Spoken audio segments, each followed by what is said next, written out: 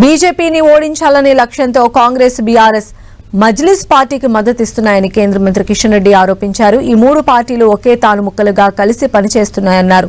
వీధి లైట్లు కొనడానికి కూడా డబ్బులు లేని స్థితికి జీహెచ్ఎంసీ దిగజారిపోయిందన్నారు.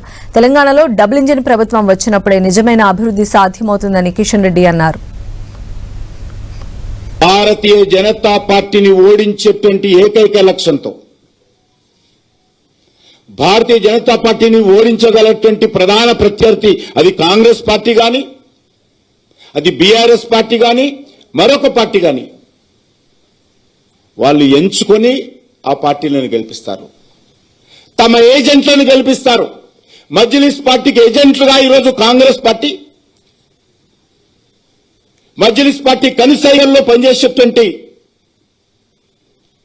బీఆర్ఎస్ పార్టీ ఆ పార్టీలను గెలిపిస్తారు తప్ప భారతీయ జనతా పార్టీని ఓడించాలన్నటువంటి ప్రధానమైనటువంటి దుర్మార్గపు ఆలోచనతో ఈ మూడు పార్టీలు కూడా జతగట్టి పనిచేస్తా ఉన్నాయి. ఈ మూడు పార్టీలు కూడా ఒకే మాట మీద ఉంటారు. బీజేపీ విషయానికి వస్తే ఈ మూడు పార్టీలు కూడా కలిసి పనిచేస్తారు.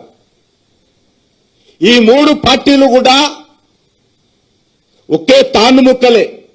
వీధి లైట్లు కొనడానికి డబ్బులు లేనటువంటి జీహెచ్ఎంసీ పరిస్థితి, ఇంత దుర్మార్గమైనటువంటి పరిస్థితి హైదరాబాద్ లో ఉంది. సిగ్గుండాలే. కార్పొరేటర్కు 50 బల్బులట. అంటే కార్పొరేటర్ ఒక బస్తీలో లైట్లు వేసుకోవాలా, లేకపోతే మొత్తం హైదరాబాద్ నగరంలో లైట్లు ఉండాలా? ఏమడుగుతున్నారు ప్రజలు?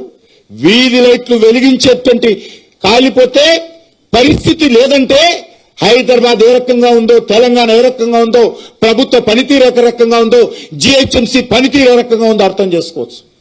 ఈరోజు హైదరాబాద్ బాగుపడాలంటే తెలంగాణలో కూడా డబుల్ ఇంజన్ సర్కార్ వస్తేనే హైదరాబాద్ బాగుపడుతుంది. ఈరోజు చాలా మంది చంకలు కొట్టుకుంటున్నారు. బీఆర్ఎస్ నాయకులు, కాంగ్రెస్ నాయకులు. పెట్టుబడులు వస్తున్నాయి. ఎవరి ద్వారా వస్తున్నాయి పెట్టుబడులు? ఢిల్లీలో నరేంద్ర మోడీ గారు భారతదేశ గౌరవాన్ని పెంచుతా ఉన్నాడు. నరేంద్ర మోడీ గారి నాయకత్వంలో దేశంలో అనేక ప్రాంతాల్లో పెట్టుబడులు వస్తా ఉన్నాయి.